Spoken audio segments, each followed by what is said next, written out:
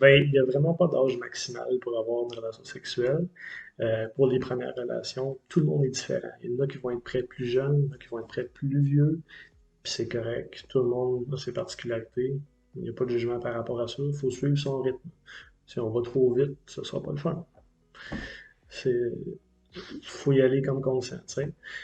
Par rapport à la loi, par contre, à partir de 16 ans, les jeunes ont le droit de donner leur consentement sexuel. Donc, ils peuvent avoir des relations sexuelles à peu près avec qui qu'ils veulent, légalement.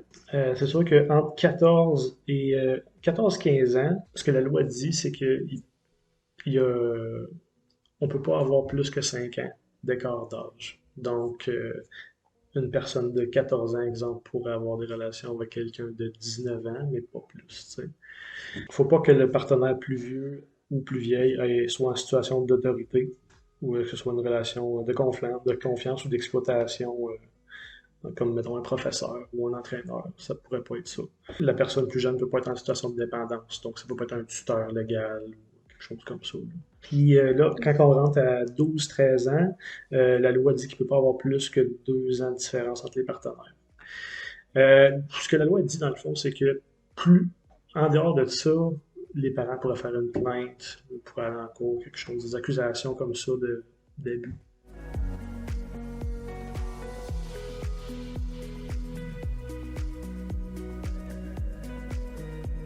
Ben, c'est sûr que la libido va changer avec le temps, avec l'âge, avec les situations qu'on vit, selon le genre.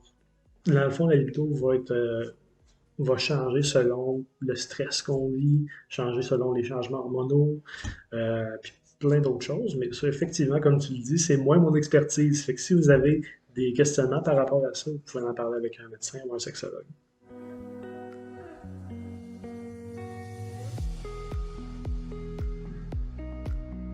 C'est une bonne question. Il y a des gens qui le mettent et des gens qui ne le mettent pas. Comme j'ai dit tantôt, il y a plusieurs choses qui existent pour se protéger des ITSS, exemple. Par contre, ce que j'ai à dire à quelqu'un qui voudrait arrêter le condom, c'est euh, avant d'arrêter, je conseillerais d'aller faire un test de dépistage, moi et mes partenaires, pour s'assurer que personne a d'ITSS. Puis aussi de penser à la contraception si jamais on veut pas fonder de famille tout de suite.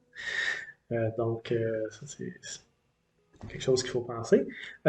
Si on n'est pas dans une relation stable, qu'on a plusieurs partenaires qui vont et qui viennent, je conseillerais de passer des tests de dépistage régulièrement. S'il y a des gens qui veulent aussi se protéger du VIH, vous pouvez parler à votre médecin de la PPRE, qui est la prophylaxie pré-exposition. Ça, ce que ça va faire, c'est un médicament qui va prévenir la transmission du VIH. C'est très efficace. Il faut juste que ça soit prescrit par un médecin.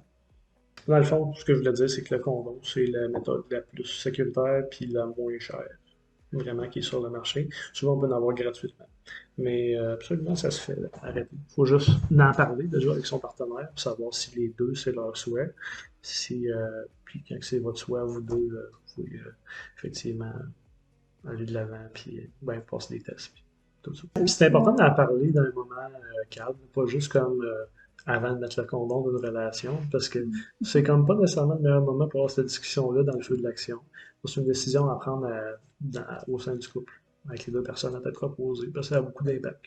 Il y a des risques, puis que ce soit de grossesse ou de TSS.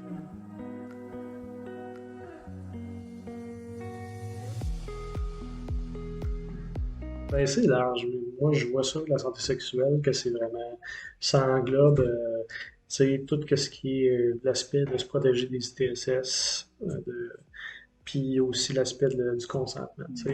Faire sûr que ta sexualité, tu te sens bien là-dedans, mais aussi que tu restes en santé physiquement aussi. Fait que c'est physique et mental.